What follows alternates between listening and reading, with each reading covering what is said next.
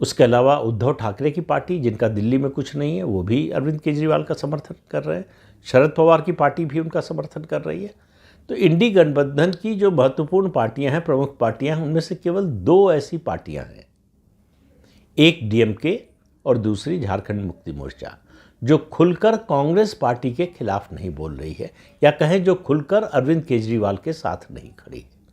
बाकी गठबंधन के साथी दल उस अरविंद केजरीवाल के साथ खड़े हैं जिसके लोकसभा में सिर्फ 3 सदस्य हैं, और विरोध में खड़े हैं उस नेता के जिसकी पार्टी के लोकसभा में 99 सदस्य हैं, यानी राहुल गांधी।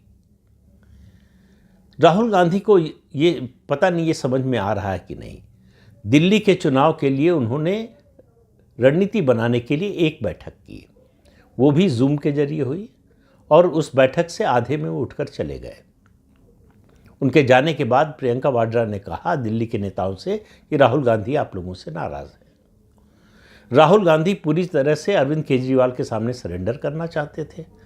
स्टेट यूनिट तैयार नहीं थी। स्टेट यूनिट ने अपना जो स्टैंड था उस पर पूरी तरह से तो नहीं कायम रहे, लेकिन राहुल गांधी का ध्यान रखते हुए राहुल गांधी के विरोध के बावजूद अरविंद केजरीवाल के विरोध में खड़े रहे।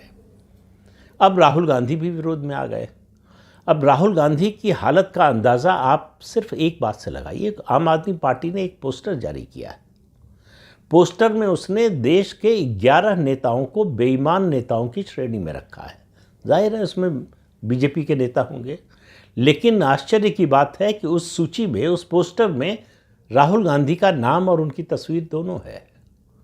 तो आम आदमी पार्टी ने ऐसा किया, ये फिर भी एक बार समझा जा सकता है कि क्योंकि उसको डर है कि अगर कांग्रेस थोड़ा भी मजबूत हुई दिल्ली में तो सबसे ज़्यादा नुकसान आम आदमी पार्टी का होगा। सबसे ज़्यादा क्या, केवल नुकसान होगा अगर, तो आम आदमी पार्टी का होगा। लेकिन राहुल गांधी को बेईमान नेताओं की श्रेणी में रखने के बाद इंडी गठबंधन का कोई नेता राहुल गांधी के समर्थन में नहीं बोला। इससे आप अंदाज़ा लगाइए इंडी गठबंधन के आगे राहुल गांधी की क्या हालत है। और ये आज अचानक नहीं हुई है, ये लगातार हो रहा है। आप देखिए कि अरविंद केजरीवाल के दबाव में राहुल गांधी को नेता नहीं माना गया। उसमें हालांकि भूमिका बड़ी ज़्यादा टीएमसी की नेता और पश्चिम बंगाल की मुख्यमंत्री ममता बनर्जी की थी, उन्होंने नहीं होने दिया ऐसा।